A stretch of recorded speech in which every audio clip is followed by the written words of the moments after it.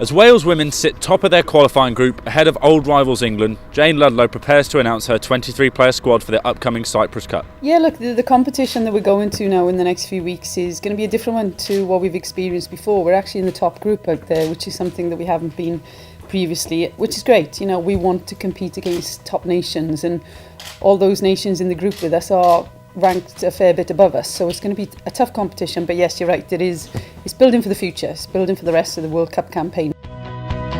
When asked about the women's recent run of good form, Jane focused on the development that was taking place in camp, as well as the future of Welsh women's football.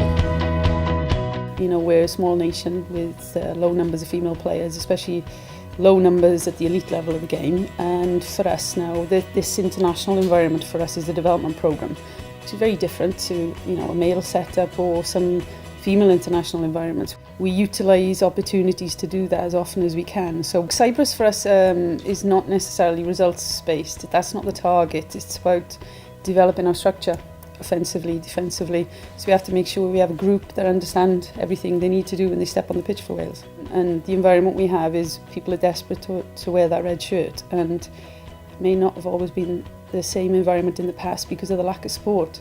Obviously it's a very different environment, and one that's challenging all of them to keep growing. There's still so much work to do. We can be far better than what we've shown so far. Georgia asked Jane if she could expand on what she said during the conference.